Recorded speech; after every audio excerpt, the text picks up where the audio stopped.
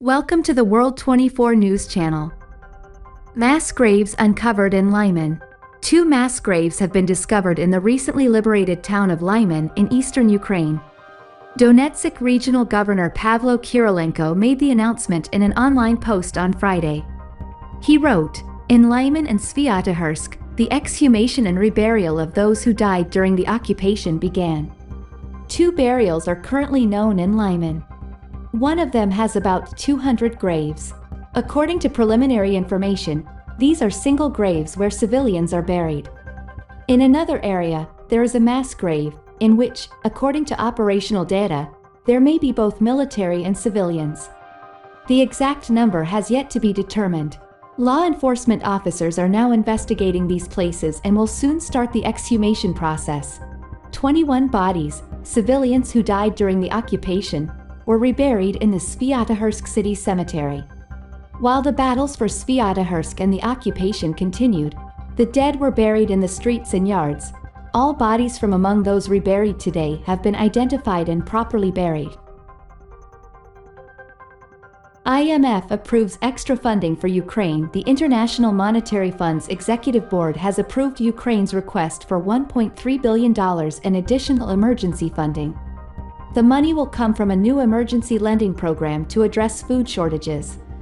Andriy Pishny, governor of the National Bank of Ukraine, said, "We are grateful to the International Monetary Fund for a well-timed support provided today by making available to Ukraine additional financing in the amount of $1.3 billion and for $1.4 billion provided at the beginning of March. It is also important for Ukraine to agree on an upper credit tranche quality IMF-supported program, and we hope to start working on its design right away." Zelensky says Ukraine has liberated 96 settlements in the latest offensive. Ukrainian forces have liberated a total of 940 square miles and 96 settlements in the east of the country in their latest offensive, President Volodymyr Zelensky has said in a video address. The Ukrainian president also said that in the last week alone, his forces had retaken 300 square miles and 29 settlements in the east of the country. UN votes to set up special rapporteur to look at human rights abuses in Russia. The UN Human Rights Council has voted to set up a special rapporteur to examine human rights abuses in Russia. The body accused Moscow of creating a climate of fear through repression and violence.